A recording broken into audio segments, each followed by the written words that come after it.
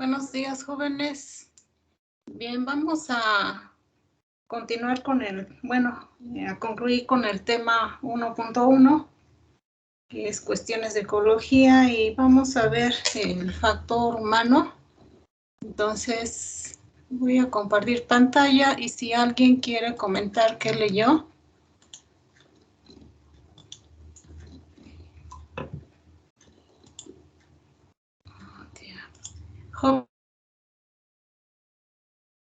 ¿Sí me escuchan? Sí, por favor, buenos días. Buenos días. ¿Alguien quiere comentar de qué trata este tema de cuestiones de ecología, el factor humano?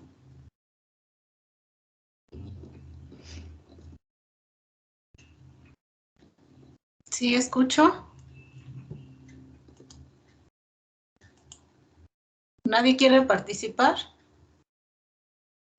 Bueno, profesora, de lo que yo alcancé a entender es que como Sí, la ¿le ecología la escucho? entendemos como interacciones y en este caso, pues desde que el humano ha empezado a expandirse, bueno, yo lo veo más desde la revolución industrial, es que sus impactos en el medio ambiente han sido tan profundos que ya no se pueden, que la ecología ya no se puede explicar, ya no se puede estudiar sin analizar el impacto pues, de nuestra sociedad en el medio ambiente, si somos nosotros los que obtenemos recursos de ahí, los que hacemos mayor uso de todo eso, hasta de las interacciones ecológicas nos servimos, más o menos, y a grandes rasgos es lo que le entendí. A grandes rasgos. ¿Cuál ejemplo, perdón, a ver, César, cuál ejemplo es el que pone de estudio? Perdón, el ejemplo que pones de estudio, Ajá. No me acuerdo de él. No, los bosques de Norteamérica.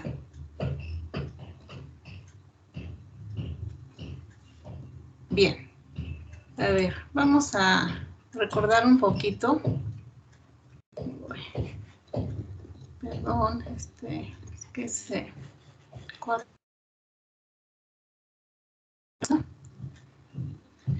Bien, primero retoma lo que vimos, bueno, los enfoques de la ecología, si no ahorita los vamos a ver, que son dos, la ecología básica y la ecología aplicada.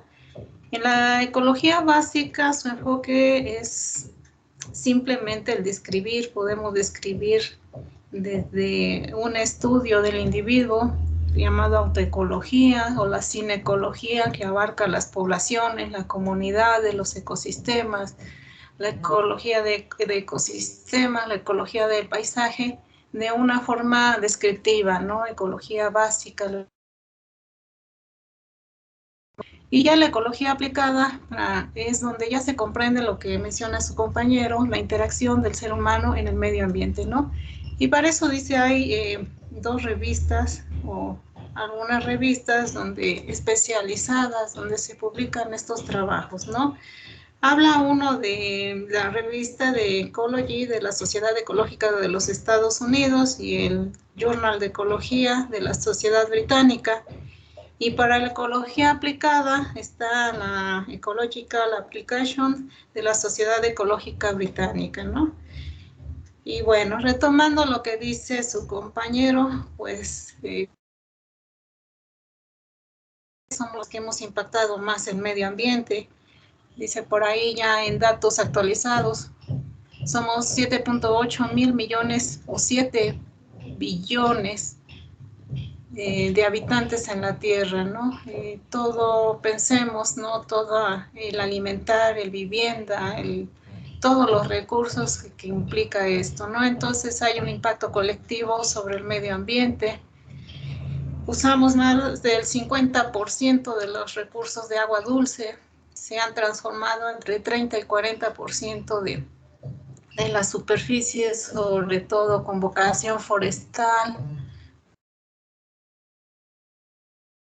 combustible, fibras, etcétera. Y bueno, aquí menciona el estudio de la ecología, pues resulta cada vez más difícil estudiar el mundo natural. Por aquí hace alusión de un libro que se llama El fin de la naturaleza. Y aquí este autor indica que los seres humanos pues hemos alterado de tal forma el medio ambiente de la Tierra, pues que ya no encontramos una área prístina como primitiva, ¿no? Como original. Siempre, bueno, ya no existen estas áreas, ¿no? Todas han sido de alguna manera impactadas por la acción de nuestra especie. Y por aquí hace alusión la provincia alejada, salvaje, el mundo aparte del hombre, pues ya estas remanentes o vegetación primaria, pues ya no existen, ¿no?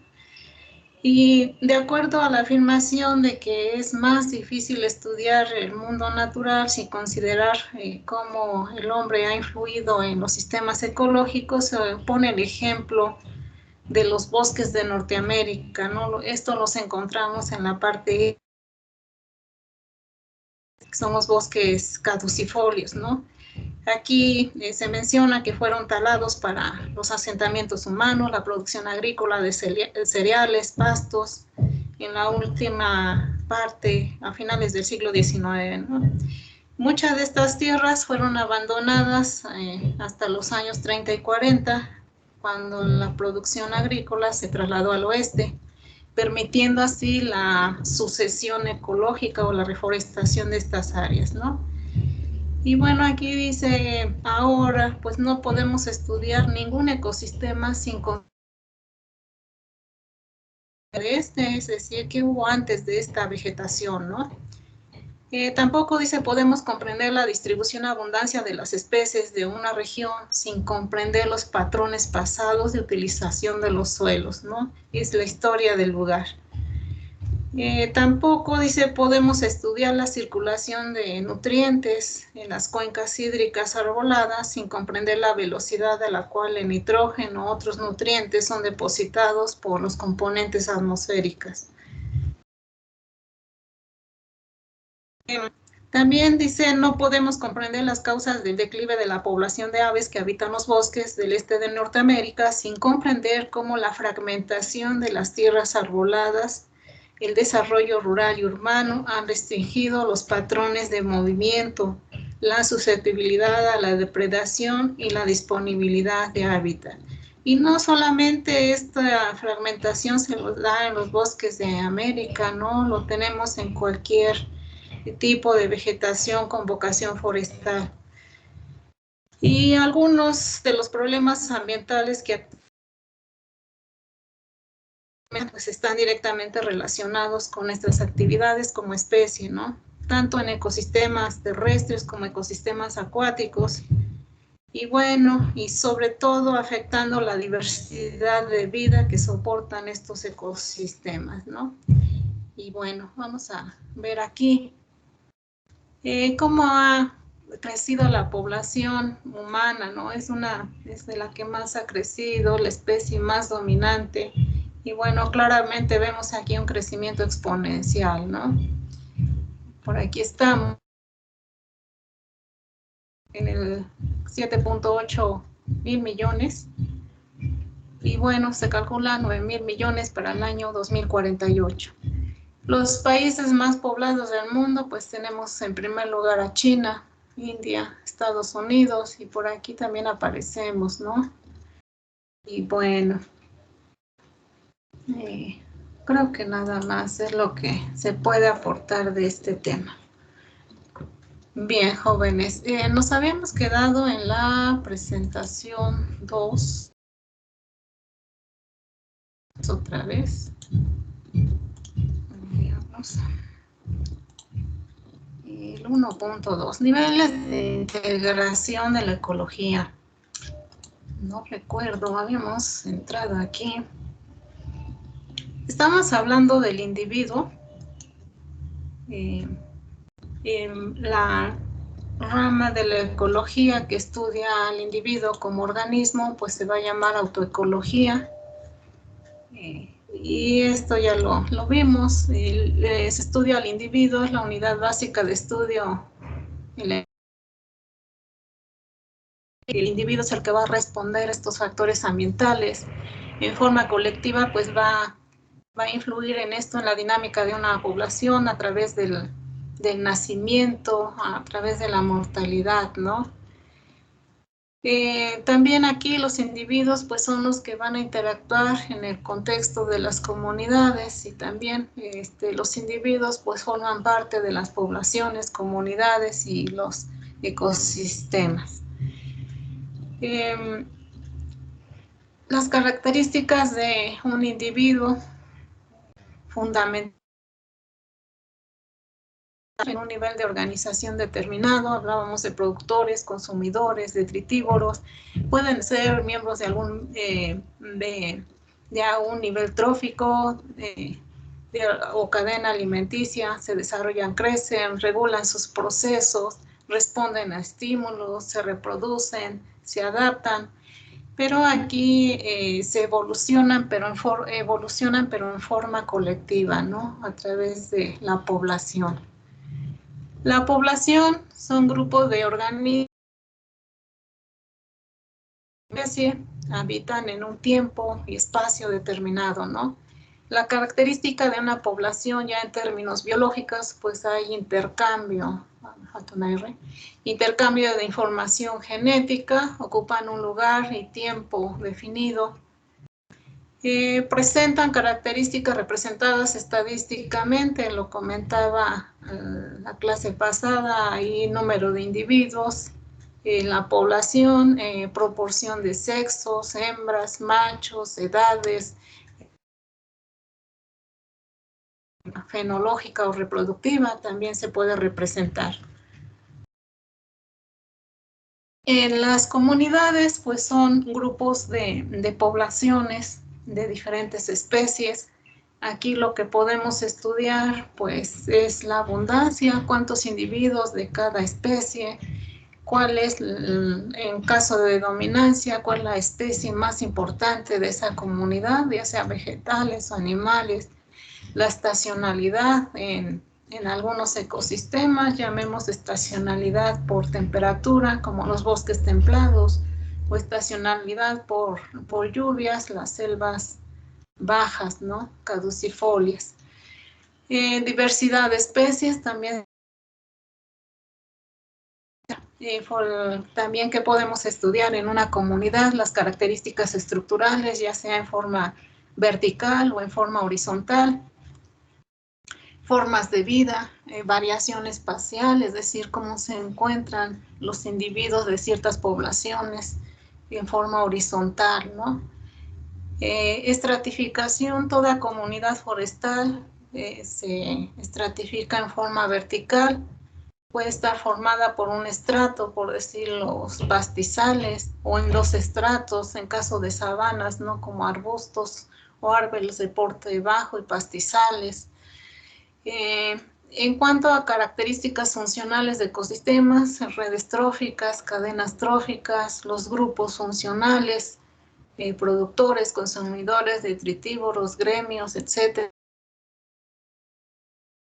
También podemos estudiar esto de interacciones de los individuos entre la misma población y entre individuos de diferentes poblaciones. Ahora, en un ecosistema, pues ya es donde confluyen todas las comunidades en un tiempo y espacio definido, ¿no? Y aquí que se estudia, pues flujos de energía, empezando de los organismos autótrofos a los heterótrofos y detritívoros, ¿no? Cadenas tróficas. Esa diversidad se vuelve a retomar, cómo cambian en el tiempo y en el espacio, sobre todo en ecosistemas con marcada estacionalidad, ¿no? Se estudia el flujo de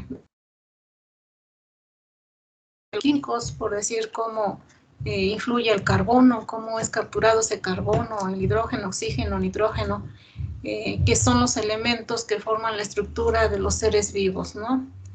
Se estudia esto de desarrollo y evolución, cómo van cambiando las especies en el tiempo, ¿no? También aquí el control o equilibrio, ¿no? Entre los ecosistemas. El otro nivel de estudio de la ecología, pues es el paisaje, ¿no? Que es ahora lo que vemos aquí en la parte izquierda. A esto, los remanentes de vegetación primaria y el cambio de uso de suelo, lo que vemos, pues es un mosaico o una matriz, ¿no? Cada fragmento, aquí cada parche que veamos con vegetación original o primaria, le vamos a llamar fragmento. Aquí estos líneas, bordes, pues le vamos a llamar corredores, cuya función pues es principalmente paso de fauna para el intercambio de material genético, ¿no? Entre población.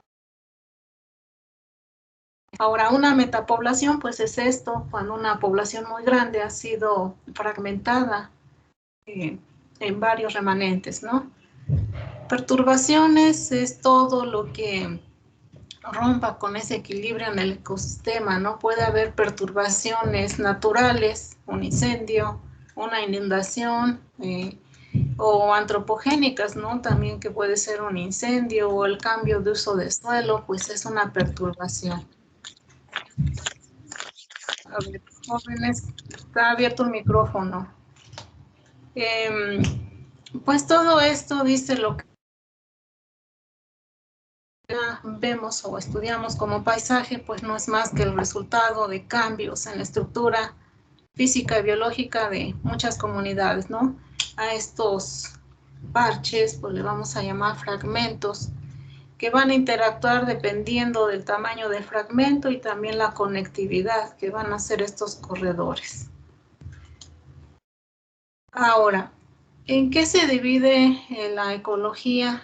Ya lo mencioné, la ecología básica es solamente estudios descriptivos. En la autoecología, ¿no? Y las adaptaciones. ¿Qué podemos estudiar de una especie? Pues el ciclo de vida, sus adaptaciones fisiológicas, morfológicas, etológicas. Etológicas se refiere a la conducta, ¿no? Morfológicas en cuanto a la forma, el fenotipo de los individuos.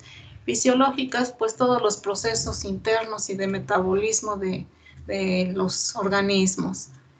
La morfología de una especie, la taxonomía de una especie y ahora por los estudios genéticos.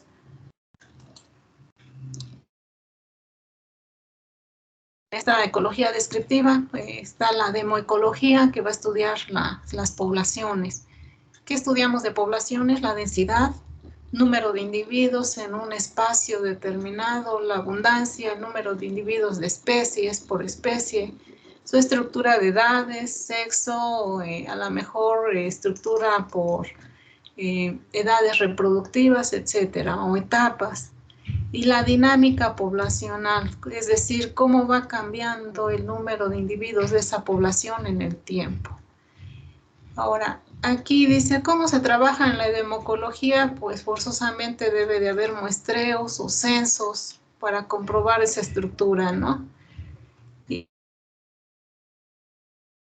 a través de modelos, esto lo de natalidad, mortalidad, tasas de crecimiento, y este último que es la capacidad de carga, que no es más, es un término que se utiliza para decir cuál es el máximo número de individuos que pueden mantener. En ecología de comunidades, sin ecología, que se estudia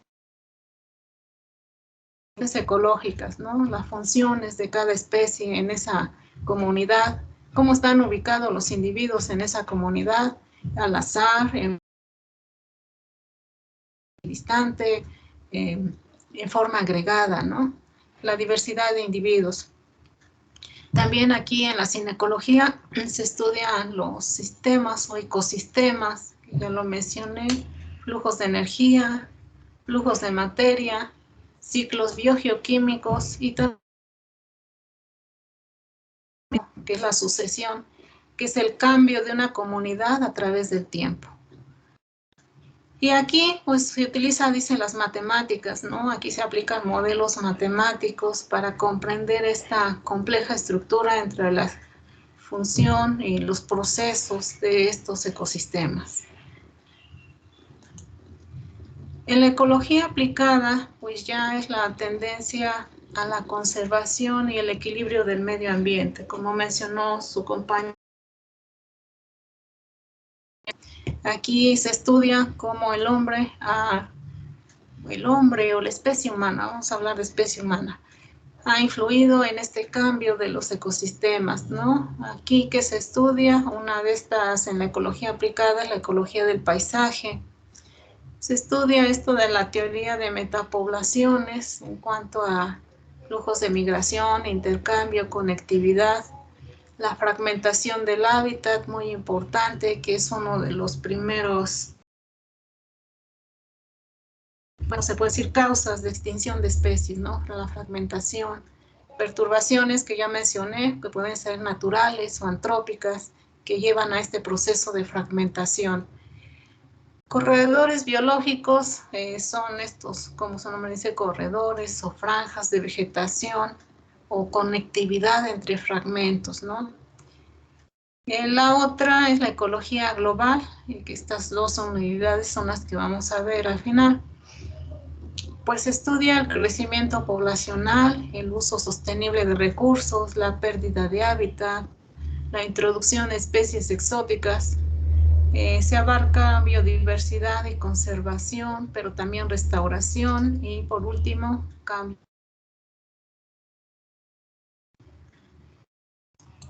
Bien, ahora, ya trasladando, bueno, aquí la ecología, ahorita, perdón, de la ecología nos vamos un poquito de la ecología general a la ecología forestal, ¿sí? En la ecología forestal solo se delimita esto de forestal porque vamos a considerar a nuestro rodal o nuestro cualquier tipo de vegetación forestal como un ecosistema, ¿no? A ver, aquí también ya lo vimos, se relaciona con algunas ciencias y disciplinas. Vamos primero con matemáticas, pues para entender esto de los modelos, el comportamiento, ¿no? Se relaciona con la física, la química, la biología. La química se me ocurre en el suelo, en el agua, biología, todos los seres vivos, la física, el componente tierra, climatología, la meteorología, la geología, muy importante, por ahí ya lo veíamos, por la disponibilidad de nutrientes del sustrato geológico o el origen del suelo, la edafología, la geografía, con la botánica, que por ahí en su programa lo menciona, la dendrología, zoología, fisiología, anatomía, genética, entomología, cuando estudiemos o se estudien ustedes la incidencia de plagas, micología, y ahí referente a los hongos, muy importante. Se utiliza la teoría de sistemas, la informática, la estadística, teoría de sistemas en flujos de energía, se utiliza informática, estadística, y bueno, por aquí faltó los sistemas de información geográfica, ¿no? También se hace énfasis en la legislación ambiental de cada país, sociología, y bueno.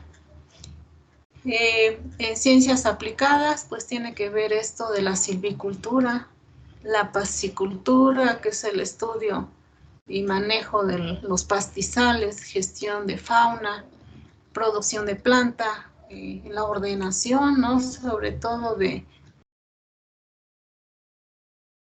mejoramiento genético, repoblaciones forestales, control de plagas y enfermedades, hidrología forestal, cuando estamos ya trabajando a nivel cuenca, restauración y conservación. Bueno, sería a grandes rasgos la ecología con qué ciencia se relaciona. Si van teniendo preguntas, por favor pueden hacerlo. En ecología forestal es lo mismo, vamos a tener tres enfoques, el descriptivo. Dice, cuando vamos a describir las características, grupo de vegetación, fauna en un lugar, interrelaciones en cada uno de los ecosistemas. Podemos describir desde un individuo hasta un paisaje, un ecosistema, una comunidad, una población.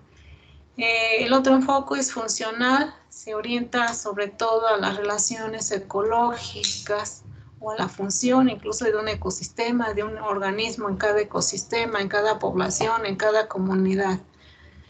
El evolutivo pues analiza las causas por las que la selección natural pues ha favorecido algunas características o adaptaciones de especies y que han las especies como las vemos actualmente, ¿no? Ahora, los enfoques para el estudio de la ecología forestal son los mismos que la ecología general. La autoecología, pues vamos a estudiar al organismo, ¿no? A un individuo. La cinecología, vamos a estudiar aquí los individuos desde la población, la comunidad y el ecosistema. Ecología evolutiva, estudiaremos la selección natural y evolución de las poblaciones, por ahí los mecanismos, ¿no?, que dan origen a esta evolución de especies. Ecología de comunidades, pues entender la estructura, el mantenimiento, la diversidad de las comunidades bióticas. Ecología fisiológica, respuestas de cada organismo a los factores ambientales. Ecología del paisaje, esto va a estudiar esto, cómo se han fragmentado nuestras comunidades, ¿no? Dice, los procesos relacionan a las comunidades.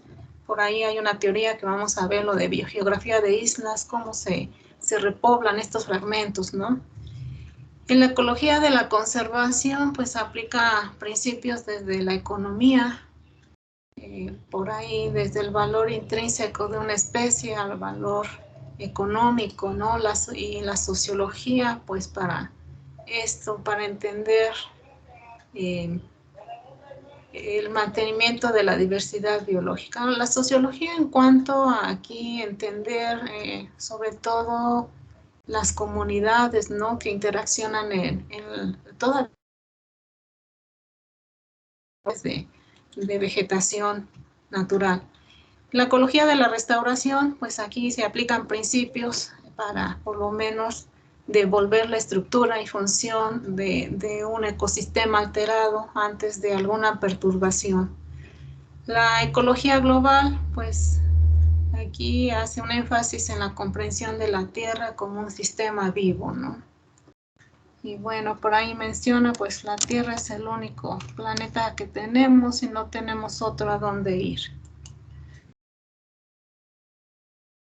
A ver, jóvenes, en este punto, en los enfoques en la ecología forestal, viene un poquito en el artículo que hicieron ustedes de tarea, que hicieron su mapa conceptual.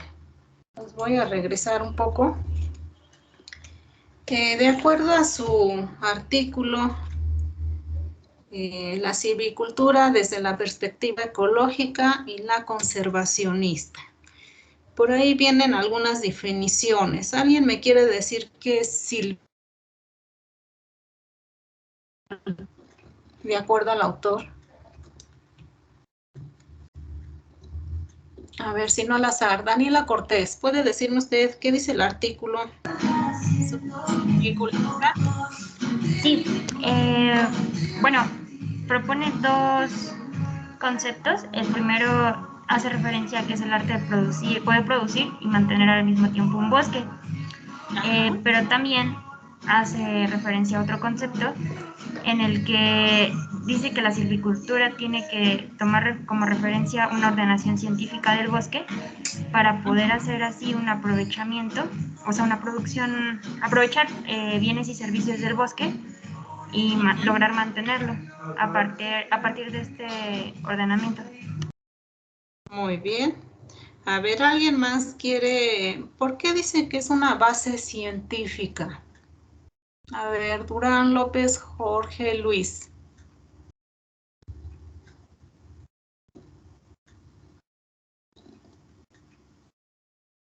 ¿Por qué la silvicultura, dice, constituye una base científica?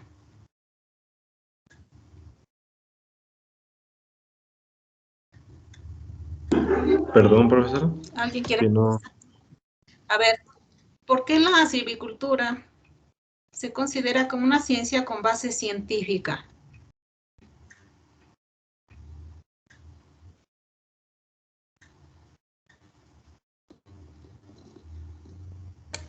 No estoy muy claro eso, ¿no será porque, bueno, pues no se puede regular el establecimiento de una masa? A ver, ¿alguna opinión? Decía que tenía como base científica la Em, ecología forestal. Podría ser porque Una de las chicas, a ver, Delia o Karina, a ver, primero sí. Delia, después Karina, por favor. Ajá, le escucho, Delia. Decía que la silvicultura tenía como base científica la ecología forestal, porque básicamente sin esa no se puede tener un ordenamiento del bosque. Ajá, ¿qué más? Dice por ahí, ¿constituye la naturaleza de quién?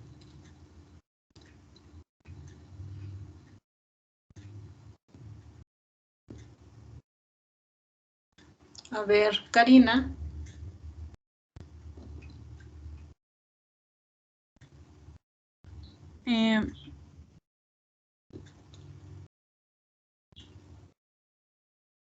¿Sí me escucha? Por ahí, sí, le escucho, Karina. Sí, Karina, le escucho. Bueno, mencionaba que la silvicultura necesita como base la ecología porque, bueno, la ecología nos da las herramientas, por así decirlo, para saber cómo manejar los bosques. Ajá. Bueno, y por ahí menciona, recuerden que les dije de la ecología general la trasladamos a nuestro rodal o nuestra vegetación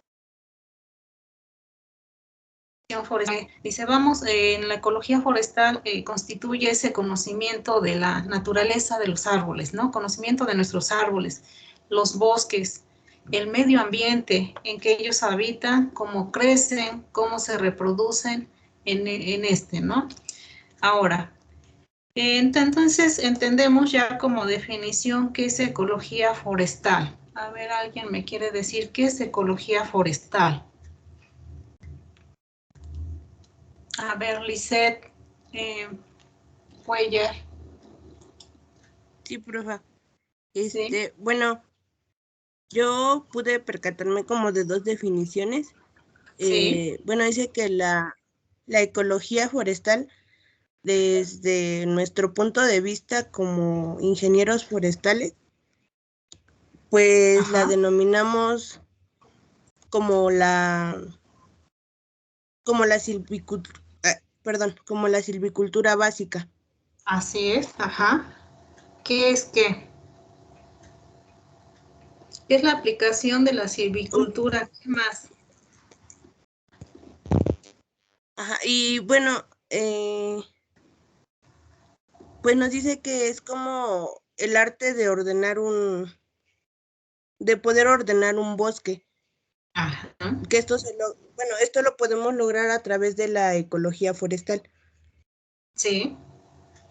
Entonces es la aplicación de la silvicultura, dice,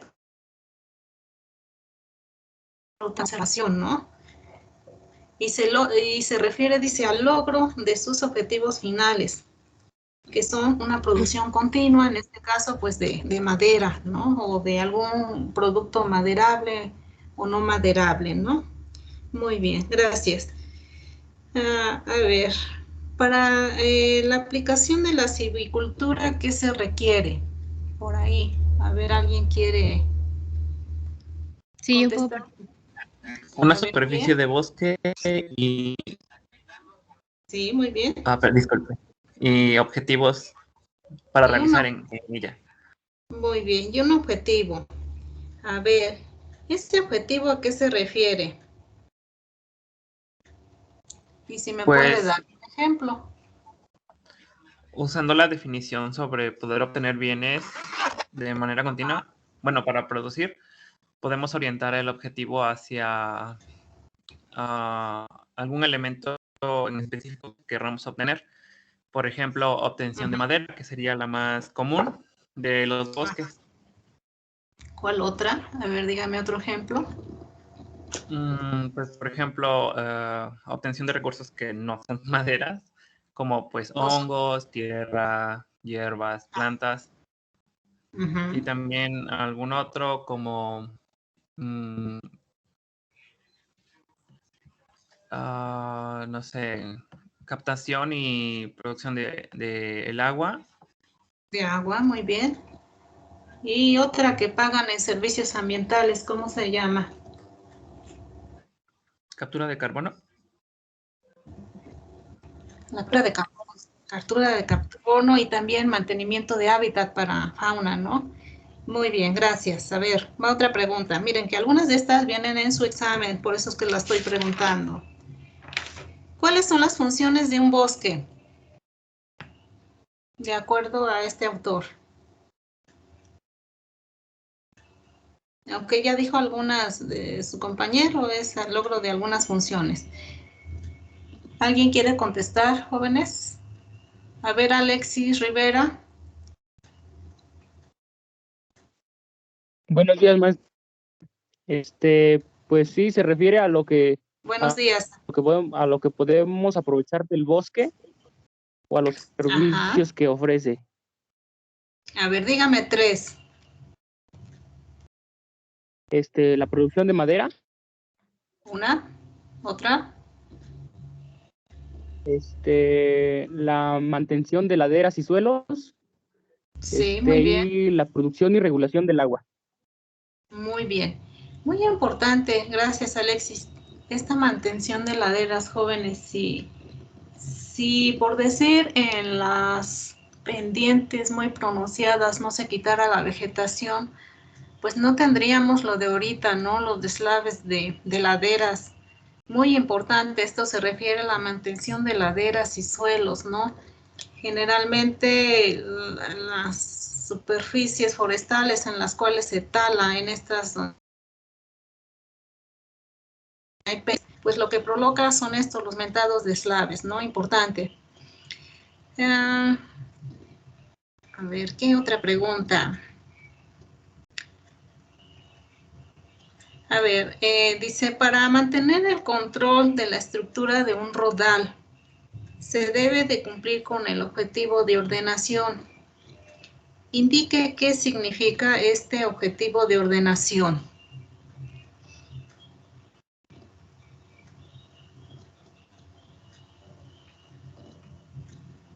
Vuelvo a repetir, para mantener la estructura de un rodal se debe de cumplir con un objetivo de ordenación. ¿Qué indica este objetivo de ordenación? ¿Alguien quiere contestar? Yo, profa. A ver, ¿quién es yo? Carla. Carla, es que no se ve aquí. De ordenación del bosque se refiere como a la estructura del rodal. Y pues para ello tenemos que conocer cuál es la que tiene, sí, las especies presentes y todas las interrelaciones que hay dentro de él, para que así podamos como que predecir cómo va a cambiar y así poder actuar con intervenciones silviculturales. Muy bien. Pero ello es en base a entender la especie, todas las que están presentes.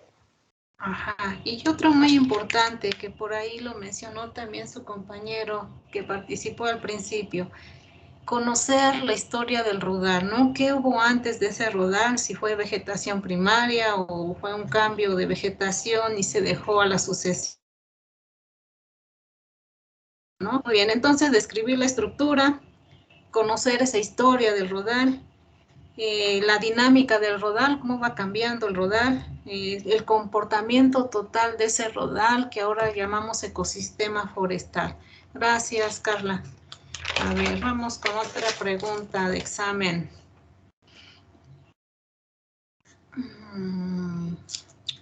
Creo que nada. A ver, por aquí al final...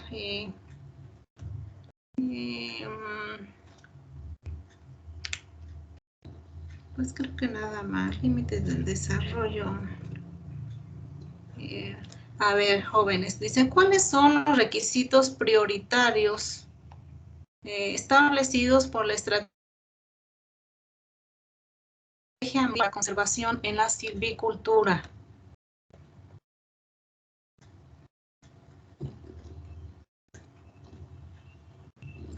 Dice, ¿cuáles son los requisitos prioritarios establecidos por la Estrategia Mundial para la Conservación en la Silvicultura? ¿Alguien encontró? Yo, profesora. A ver, ¿quién es yo? A Karina. Karina. A ver, le escucho. Sí. Eran 5, me parece. Sí. Estaba el establecerse un sistema completo de áreas protegidas a nivel nacional. Sí. Analizar y mapear o cartografiar el área en cuestión. El manejo Ajá. y ubicación de operaciones Sí, madereras. mapas de áreas. Ajá. ¿Qué más? Bueno, el manejo y ubicación de operación de áreas madereras con mínimo o un nulo impacto ambiental. La Sí. prevención la prevención de degradación de suelos y protección de cuencas hidrográficas. Sí. Y el prevenir la extinción de las especies y ecosistemas mediante planes de manejo. Ajá. Y otro muy importante que tiene que ver con qué, el marco de qué.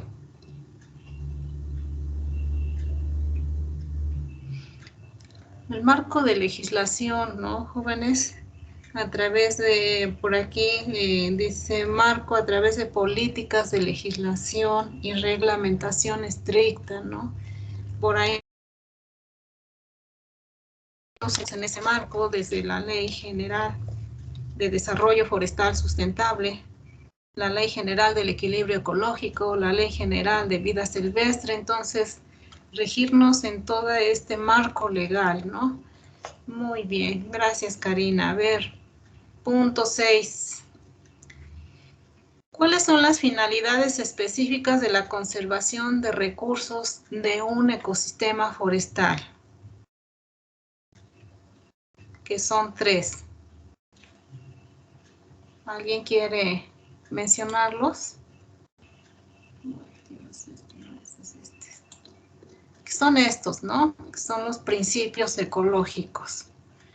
Primero dice mantener procesos ecológicos y sistemas esenciales. Entonces estas son las finalidades específicas de la conservación de recursos, sistema general o los principios ecológicos para la gestión de un ecosistema forestal, ¿no? Mantener los procesos ecológicos y los sistemas esenciales, llámese estructura, función del ecosistema, la regeneración, la protección de suelos, como su compañero lo indicaba, protección de laderas, ¿no? Reciclaje y recirculación de nutrientes, purificación y regulación del agua, calidad del aire, microclimas, preservar la diversidad genética desde plantas, animales, microorganismos, hongos, etcétera, muy importante para ese equilibrio en el ecosistema. El otro, pues, es el aprovechamiento sostenible o sostenido de qué fauna, flora, sistemas acuáticos, las tierras de pastoreo, otros recursos como la tierra, lo no maderable, hongo, microorganismos. Entonces, aprovechamiento sostenible, ¿no? Por aquí en aprovechamiento sostenible, pues algunas comunidades tienen esto que se llama la certificación, ¿no? Es que están haciendo ese aprovechamiento adecuado, ¿no? Y bueno, aquí dice cualquier ecosistema forestal, desde la primera clase les mencioné, no únicamente son aquellos que tienen pinos, sino otro tipo de vegetación, pues deben de ser estudiados como, y aquí administrados, o lo que llamamos como manejo, ¿no? Como ecosistemas. Y bueno, aquí, bueno. ¿En qué se aplica la ecología forestal? Pues en la gestión y uso sostenible de esos recursos maderables, no maderables, implica también la conservación de esos mismos recursos, la evolución de pactos ambientales, extinción, reintroducción de especies, espacios naturales protegidos. También dentro de la ecología forestal, pues vamos a estudiar esto, la contaminación del suelo, el aire, el agua, esto, el flujo de nutrientes, el flujo de materia y energía. Aquí muchos estudios se enfocan a productividad o calidad de sitio, ¿no? Entra en esto, restauración del medio ambiente, agotamiento de recursos y, por último, el calentamiento global. Y bueno, aquí termina este tema, jóvenes. Y vamos a, no sé si tengan alguna pregunta en cuanto al tema 1, pues que en sí es como una visión de todo lo que vamos a ver en este curso, desde la ecología del individuo, que es el siguiente tema, es donde implica este tema de la evolución de especies y la definición de especie, el organismo, etcétera. El estudio de poblaciones, estudio de comunidades, y vamos a terminar con el estudio de paisaje, ecología global. Entonces, a grandes rasgos, pues es la introducción de lo que vamos a ver en el curso. Si alguien tiene algún comentario, jóvenes, adelante. Uy, perdón. ¿Qué hora termina la clase, jóvenes? A las 12. Uy, se me va el avión. Perdón. ¿Tienen alguna pregunta, jóvenes? Hasta aquí vamos bien, profesor. Bueno, entonces voy a dar paso al siguiente tema. ¿Qué es un tema un poco complicado? Sobre todo que no tengo formación en esto de genética, pero bueno, vamos a tratar de sacarlo adelante. Nos vamos a estudiar esta relación rodal y ambiente. Bueno, que el rodal, desde el punto de vista, vamos a ver el individuo, ¿no? Ya vimos que el individuo, pues, es un ser unitario, indivisible, es el que va a responder pues, al ambiente que le rodea, pero también a través del individuo se da este factor de la herencia, ¿no? De la adaptación y la... Bien, entonces vamos a empezar. Por aquí, su libro, pues hace alusión un poquito a, aquí si recuerdas, la visita, alguna visita, los que hemos tenido la oportunidad de ir a los zoológicos, ¿verdad? A ver, pero por aquí le tocó a Areli, Amador Fernández Areli. Le tocó la introducción, quinto 1. ¿Está? Areli.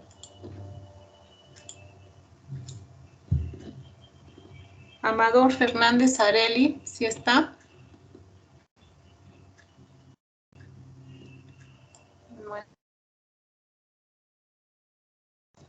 Bueno, si no está, perdió su oportunidad de participación. Bien, no participó. X. Bueno, aquí dice, ¿recuerdas tu primer visita al zoológico? Pues aquí hace una... ¿Sí? Amador Fernández creo que tiene problemas con su micrófono. Uy, ¿y cómo entonces le voy a considerar su participación? Bueno. Dice, ¿recuerda al zoológico? Pues por decir, yo de niña no visité un zoológico, ya está de grande, ¿no? Y bueno, aún así se queda uno, como dice aquí, maravillado con la diversidad de animales, de verlos tan raros, tan sorprendentes, ¿no? Y hace alusión el cuello de la jirafa, el pelaje del oso polar, los brazos de los orangutanes. Y bueno, sí hace énfasis a estas características, ¿no? Que distingue a cada especie. Y dice lo que nos parece rarezas en el contexto del ambiente, pues no es más que las ventajas, ¿no? Que ha desarrollado una especie a través del sistema. Y estas características pues no es más que algunas adaptaciones que han permitido que estos organismos pues se adapten a determinado ambiente, ¿no? Y bueno, estas características que han permitido sobrevivir y sobre todo sobrevivir y reproducirse, pues se denomina adaptaciones. Dice, antes de mediados del siglo XIX, pues estas características de los organismos ilustraban o permitían definir la perfecta adaptación de los organismos entre sí con respecto al medio ambiente, ¿no? Y por aquí habla también una historia natural en cuanto a que consistía en catalogar las creaciones, ¿no? Como especie, y por ahí se mencionaba la creencia que se tenía, ¿no? Que todo lo creado, todo ser vivo, pues era creación divina, ¿no? Hacia mediados del siglo, pues surgió la idea de que, y cambió el punto de vista de la creación de la naturaleza, ¿no? Al publicarse El origen de las especies de Darwin. Y aquí pues ya se considera que las especies no se crearon de forma independiente, sino que descienden como variaciones de otras especies, ¿no? Incluso por ahí en el documental que les dejé de ver de Darwin y Wallace, pues ahí los dos coinciden, ¿no? Que todas las especies provienen de un ancestro común, ¿no? Y lo hacen la analogía a un árbol genealógico en cada familia, ¿no?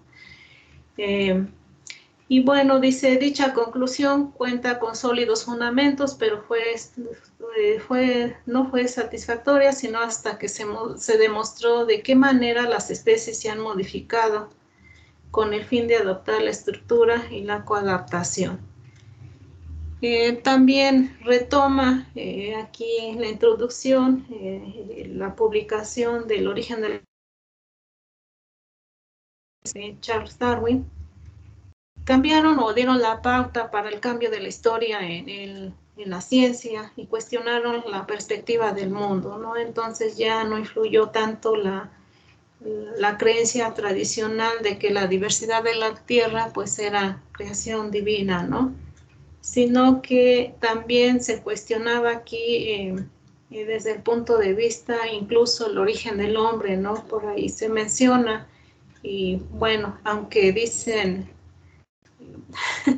se hacía alusión, no es de que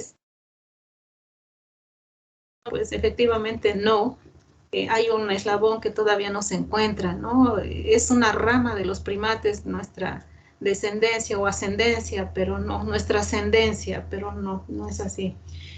Lo que Charles Darwin presentó era la teoría de la selección natural, bueno, cuya punto principal radica en que es un mecanismo de la selección natural y este mecanismo, pues por ahí menciona, significa pues la eliminación de los individuos inferiores, ¿no? Esa sería como la introducción al capítulo, la introducción del tema, pues habla aquí un poquito sobre el fenotipo, ¿no? Hablamos de fenotipo cuando es la apariencia de un individuo, ¿no? Es la manifestación de los genes, pero modificados por el medio ambiente, ¿no? Un conocimiento de los árboles y las comunidades forestales en condiciones de manejo, explotación, se basa en parte en este medio ambiente que va a ser el bosque y la forma como este afecta el aspecto del bosque, ¿no? El aspecto de cada individuo, pero también en la naturaleza genética de los árboles y la forma en que el medio ambiente afecta esa respuesta, ¿no? Vamos a ver. 3.1, que es adaptación-evolución. Y esto ya lo vi. Bueno, esto ya lo mencioné, la teoría de la selección natural, pues es únicamente la eliminación de los individuos inferiores, quiere decir de los individuos que no se adaptan, ¿no? O no tienen ciertas características sobresalientes para adaptarse a ese medio ambiente. Bueno. Vamos con el 1-1. A ver, le tocó a su compañero Antonio Zárate Raimundo. ¿Sí está? Sí, profesora. A ver, le escucho. Sí, inicia diciéndonos que la selección natural es el éxito diferencial de los individuos de una población. Igual nos dice que la selección natural es producto de dos condiciones. La primera condición es la variación de los individuos de una población que tenga alguna característica hereditable. La segunda condición nos dice que esta variación conduzca a diferencias entre los individuos en cuanto a su supervivencia y reproducción.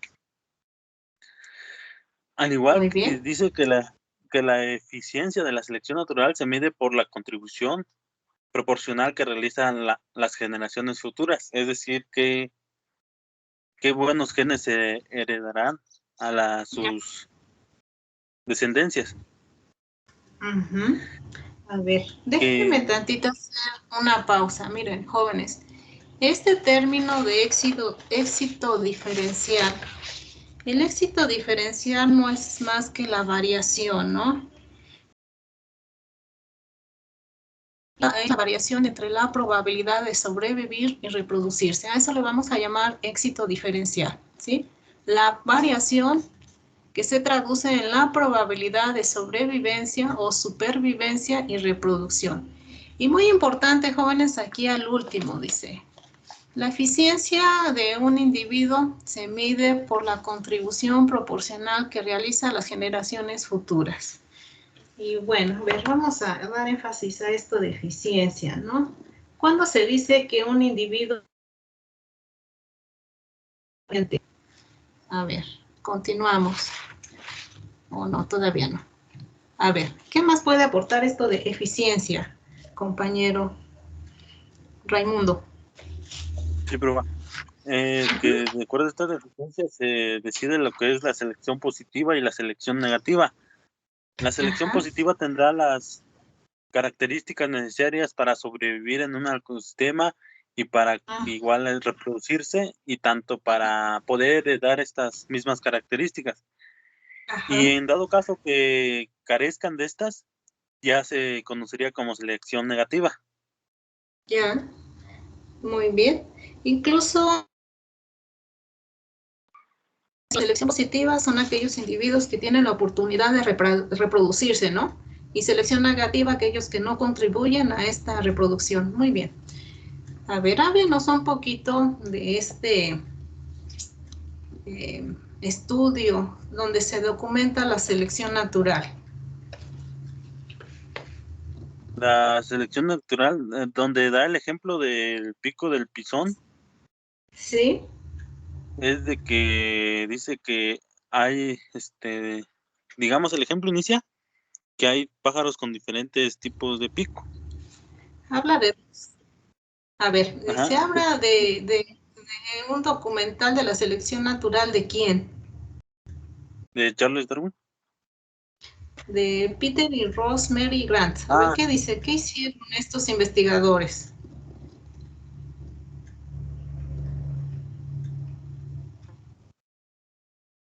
¿Qué hicieron? Estuvieron trabajando estudiando el pico del pisón, ¿no? Del pinzón, ajá, de la isla Galápagos. Ajá, que decían que... Son mediados lo del suelo.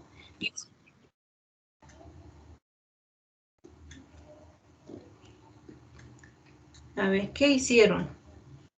Ajá, que decían que los animales con grandes picos pues, tenían la facilidad de elegir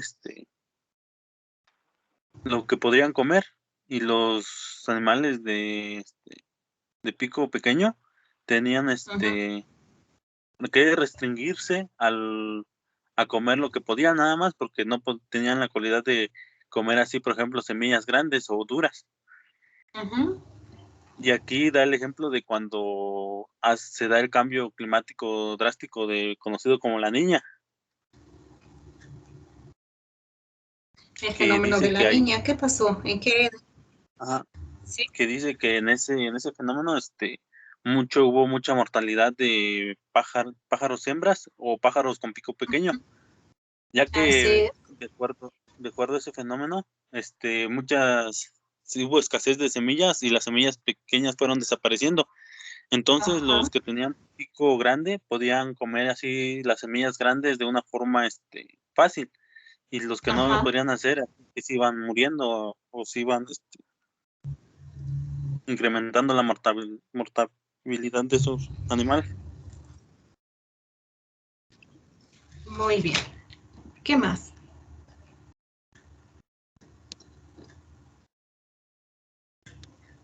También nos hablan de 3 tipos de selección, que es la selección direccional, selección estabilizadora y selección destructiva. A ver, vamos, denme una pausa nada más. Ahorita le seguimos. Bueno, por aquí entonces menciona a Peter y Rosemary Grant en su documental de la selección. Dedicaron 2 décadas para estudiar los pinzones, aunque los pinzones son cienzontles, por ahí lo menciona, de las Islas Galápagos. Documentaron una notable alteración en el rasgo físico de estos pinzones que habitaban en algunos islotes durante un periodo extremo de cambio climático, el fenómeno de la Niña. Y recordemos que el fenómeno de la Niña, en lo que es en la parte del Ecuador, trae sequía, y el Niño trae inundaciones, no es lo contrario. Bueno, en la figura dice 2.2 en el tamaño del pico del pinzón mediano del suelo, Diospisa fortis, que habita en un islote o en una isla llamada Daphne Mayor, ubicada en las Islas Galápagos, y recuerden, están en el Ecuador, ¿no? Dice el tamaño del pico, pues es la forma, es una característica que forma parte de la conducta alimentaria de estas aves, que se alimentan de una variedad de semillas de diferentes tamaños, ¿no? Miren, en ecología, jóvenes, ya vimos la ecología aplicada, pues todo se explica matemáticamente, ¿no? Aquí tenemos, dice, la profundidad del pico de 9, 10, 11, 12, 13, 14 milímetros. Y aquí tenemos el número de individuos. Pues aquí vemos que el mayor promedio pues lo tenemos entre 10 y 11, ¿no? El histograma representa la cantidad de individuos que se tomaron como muestra en el eje Y en cada categoría de 5 milímetros de profundidad del pico, que está aquí en el eje X. La profundidad del pico influye directamente en el tamaño de las semillas que pueden ingerir cada una de las aves. Es decir, el pico más grande, pues las semillas más grandes; pico más pequeño, semillas más pequeñas, y aquí pues aquí es como el promedio, ¿no? El tamaño promedio. En la figura 2.3, que ya es esta, dice prueba los pinzones del suelo. Dice A, la línea amarilla representa la población estimada de la isla Daphne Mayor según los censos de poblaciones marcadas, mientras que la línea verde, a ver, me perdí, muestra la abundancia de semillas, en incluir 2 especies de semillas que los pinzones de las Galápagos no ingieren. Las poblaciones disminuyen frente a la escasez de semilla durante la sequía prolongada. Esto por aquí lo documentan en los años 70, cuando se presenta el fenómeno de la Niña. Y la representa las alteraciones del tamaño corporal. Cabe señalar el aumento en el tamaño corporal de las aves supervivientes a la sequía, lo que indicaría que las aves más pequeñas quedaban eliminadas por la selección, mientras que las de mayor tamaño se veían favorecidas. Bien, entonces aquí menciona en 1977, por el fenómeno de la Niña, se alteró los patrones climáticos de las islas, hubo una sequía. Durante la sequía, pues la producción de semillas disminuyó, las semillas disminuyeron, lo que ocasionó que incrementara el tamaño medio y la dureza de las semillas, y los pinzones que se alimentaban de semillas pequeñas se vieron obligados a ingerir semillas grandes, pero también las aves pequeñas se encontraron con dificultad para a obtener ese alimento, y las aves de mayor tamaño, en particular los machos con pico más grande, pues son los que sobrevivieron, ¿no? Con mayor facilidad, debido a que podían romper estas semillas. Y la población que sufrió mayor mortalidad fueron las hembras, que tenían el pico más pequeño. Y por ahí menciona, en conjunto, pues desapareció el 85% de la población, y también podría decir aquí, la población pudo emigrar, posiblemente emigró, ¿no? Entonces, la mayor tasa de sobrevivencia por los individuos más grandes llevó una drástica modificación en el tamaño del pico, ¿no? Y aquí lo vemos en este diagrama. A ver, vamos a tratar de abundancia de semillas. En el 75, a mediados, aquí disminuye, aquí aumenta. Y miren, ya aquí en el 77, cuando fue el fenómeno de la niña, pues disminuyó, ¿no? La producción de semillas. Perdón, el tamaño de la población. Aquí disminuye. Aquí en el fenómeno, ¿no? Abundancia de semillas, lo mismo. Aquí, año 77, disminuye la población. Dice, pero ¿qué pasa con el tamaño corporal? El pico, ¿no? De aquí de pequeño, aquí aumenta. Entonces dice aquí, este es un ejemplo de selección natural en el que el valor promedio de un rasgo o una característica, en este caso una característica morfológica, que es el tamaño del pico, se altera a favor de un extremo, ¿no? Es decir, a favor, el extremo sería el pico pequeño y el pico grande. Entonces aquí la selección da pauta que únicamente los individuos con pico más grande sobrevivieran. Tipo de selección, por ahí ahorita vamos a ver, hay 3 tipos de selecciones, se le llama direccional, ¿de acuerdo? Es decir, aquí si lo especificamos estadísticamente, una selección direccional favorecería aquí, a ver si me explico, no sé si se ve, jóvenes, a ver, perdón.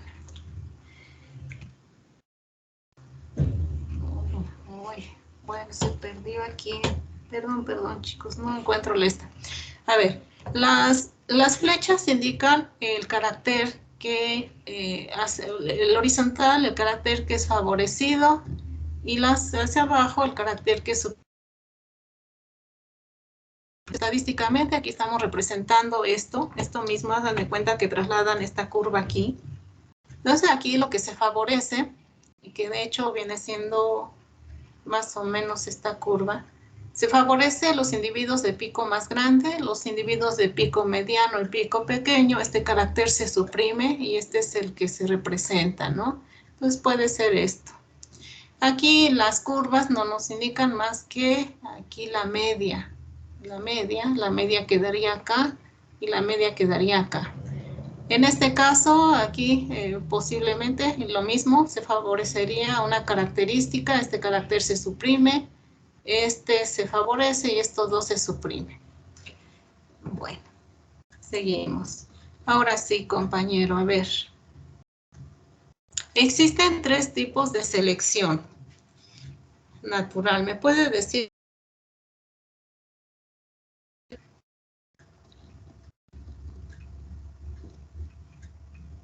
A ver, ¿sí está todavía Raimundo? Sí, profa, es que no la escuché bien porque se traba a veces su micrófono, o es mi internet, creo. Ha de ser aquí, porque está muy mal. A ver, compañero, dígame usted qué es la selección disruptiva, estabilizadora y direccional. La selección disruptiva, es cuando favorece a ambos extremos de forma simultánea. La selección estabilizadora es cuando favorece a individuos más próximas a la media, podríamos decir. Y la selección direccional es cuando el valor promedio favorece a un solo lado, por así decirlo, a un extremo, y el otro extremo lo afecta.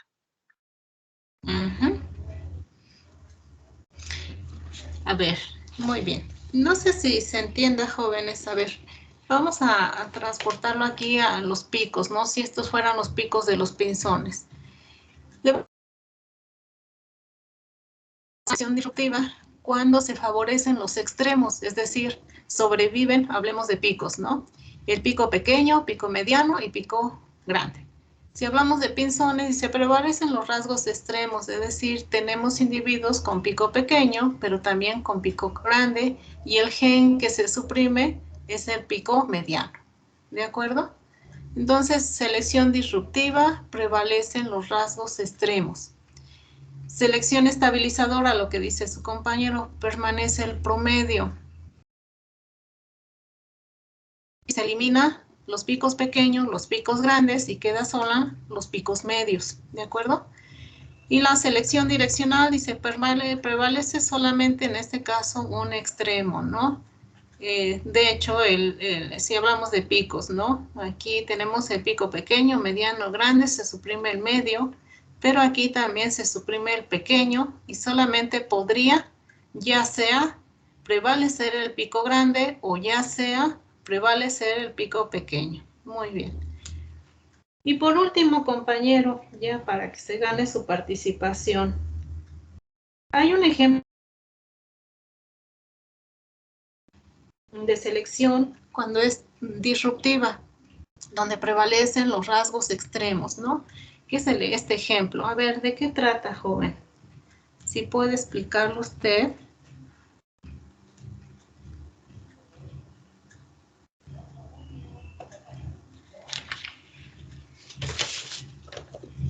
¿Los ejemplos? Ajá, el último El ejemplo trata de... ¿Sí? Sí, trata de las semillas.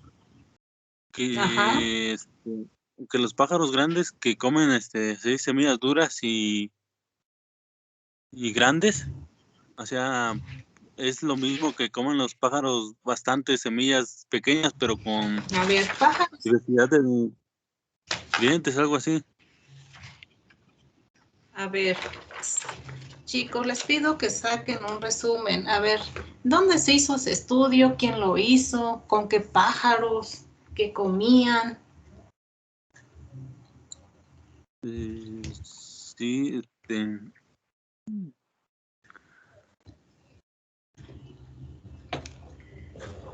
Y miren que nada más les tocó una parte, jóvenes, ya no es excusa para que preparen bien ese tema. Saquen una subrayen para más rápido. Bueno, a ver, vamos a ver. El ejemplo que se presenta es de selección disruptiva, por ahí dice del ecólogo Thomas B. Smith de la Universidad de San Francisco. Registró, dice, pruebas de polimorfismo no relacionado con el sexo. Vamos a hablar de, dice, tipos morfológicos diferenciales. Cuando hablamos de polimorfismo es lo que decían nosotros, sobre todo en especies animales, lo que es una hembra y lo que es un macho, ¿no? El ejemplo en las aves, pues podemos ahí ver esa diferencia entre una hembra y un macho. Generalmente los machos son más coloridos que las hembras, ¿no? Entonces aquí registró pruebas, pero no relacionadas con esa diferenciación entre hembras y machos, ¿no? En el Pirinestris vertinegro, que es esta especie de pajarillo, en Camerún, en África Occidental. Y se observó una clara distribución bimodal, es decir, encontramos aquí, cuando hablamos de bimodal, tenemos esta distribución.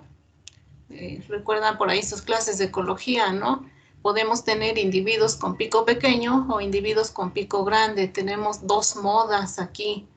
Por eso se habla de bimodal, una distribución bimodal en el tamaño de pico.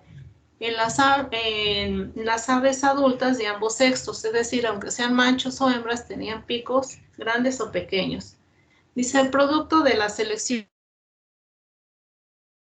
es decir, podían estar estos dos rasgos, pico grande y pico chico. Dice, y esta selección disruptiva estaba en función de la calidad de semilla. Las aves se alimentaban principalmente de dos especies de juncia. Aquí lo vemos como juncos, ¿no? Pastos, las cuales, bueno, no son pastos, las cuales son similares en tamaño, pero son diferentes en cuanto a dureza, ¿no? Ya esbozó un poquito su compañero al último, los individuos con picos más grandes se alimentaron con éxito de semillas de juncia más dura, y las aves pequeño pues ingirieron semillas más blandas, ¿no? Entonces aquí prevalecen los dos fenotipos, tanto pico pequeño como grande, pero tanto en hembras como en machos, ¿no? Y aquí está esta distribución bimodal, ¿no? El ancho de la mandíbula inferior, aquí los que tienen pico pequeño, aquí tenemos su distribución, y aquí los que tienen pico más grande. Bueno, y nada más, jóvenes, esto sería como el ejemplo, ¿no? Que tiene que ver con este dimorfismo que es donde nosotros podemos diferenciar tanto hembras como machos. A ver, jóvenes, ¿alguna pregunta en cuanto a selección disruptiva, estabilizadora o direccional? ¿Tienen pregunta?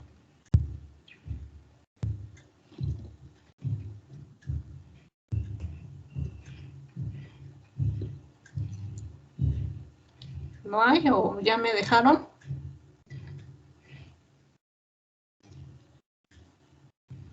Bueno, seguimos con el punto 2, nos quedan 10 minutos. A ver, Bautista Vigil Marilú, ¿está por ahí? Miren que comentar el tema con su compañero. Bautista Vigil Marilú. Sí, buenos días, maestra. ¿Me escucha? A ver, Marilú, deme una conclusión del tema 2.1. Sí. Bueno, yo me encargué de poder relacionar el tema de que explicó ya mi compañero con juntarlo con la introducción y el documental que nos pidió.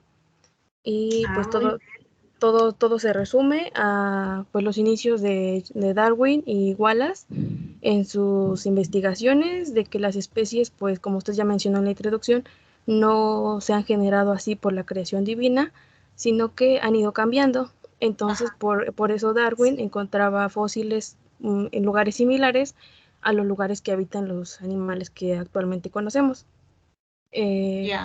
También Wallace pues estudió lo mismo y pues al final pues sacaron, ¿no?, sus libros y eso, concluyendo eso de que pues las especies van cambiando y pues esto es precisamente por lo que igual ya mencionaron, que es la selección natural, es decir, se van eliminando los individuos que no tienen las condiciones necesarias para sobrevivir. Como ahorita mencionó el compañero ya los ejemplos, cuando fue por todo este cambio climático y todos los daños que nosotros hemos causado, pues se perdieron muchos individuos por el cambio en las semillas. Entonces, pues eso es el proceso de selección natural, se eliminan los animales que no tienen las ventajas sobre otros, entonces pues solo queda la población de los animales que sí tienen esa capacidad, porque en este caso pues son los de pico grande. Y pues sí, eso es pues lo que yo entendí, porque pues van como evolucionando y pues también ahí pues también hablan de nosotros, ¿no? Que no, pues no nos crearon así, sino que evolucionamos de otra especie y pues sí, esa sería como mi conclusión. A ver, Marilu, los tipos de selección natural, ¿cuáles son?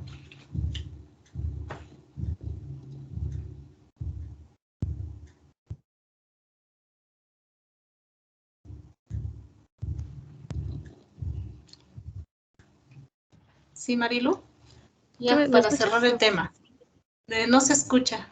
¿Tipos de selección natural? ¿Cuáles son? Ah, sí. Pues son los que comentamos al final, que es la selección disruptiva, estabilizadora y direccional. Y pues ¿La disruptiva qué consiste? Ajá. Pues esta favorece, digamos, a los dos extremos de alguna condición. En este caso yo lo aplicaría como pues de estos individuos, pues beneficia a pico pequeño y pico grande. Muy bien. ¿La direccional? Direccional es de un solo extremo. En el ejemplo que como mencioné, yo diría que beneficiaría a los de pico grande, pues son los que tienen mayor capacidad de sobrevivir, Y es como el ejemplo. Sí, ¿y la normalizadora o también estabilizadora? Pues esa sería como el intermedio. Entonces escuchen, el intermedio, el rasgo, la característica o rasgo intermedio. Muy bien. A ver, chicos, nada más, gracias, ya le puse aquí su participación. Por favor, Gracias. quiero que lean los ejemplos, gracias, y saquen un resumen. Miren que les toca solamente una parte, no les estoy dejando todo el capítulo. La próxima clase es el viernes, vamos a asegurar terminarlo. Y nada más para conclusión, aquí los procesos responsables de los cambios evolutivos. Por aquí vamos a ver la mutación. En principio aquí esto que ya estamos abordando, la selección natural, la deriva genética y la migración. Por favor lean ese tríptico que les envié, refuerza un poco esto de que estamos viendo, es solo 4 páginas y lo vamos a comentar el próximo viernes, por favor. Por aquí, de hecho, ya estoy, algunas preguntas haciendo, pues son las que vienen en el examen. Por ejemplo, esta de los tipos de selección, que ya los mencionó su compañera, y busquen un ejemplo, porque también lo pido, entonces, para que vayan buscándole. Bien, chicos, entonces nos vemos la próxima clase y preparen su tema, jóvenes, para darles ese punto. Bien, entonces nos vemos. Buen día. Gracias, profesora. Hasta luego.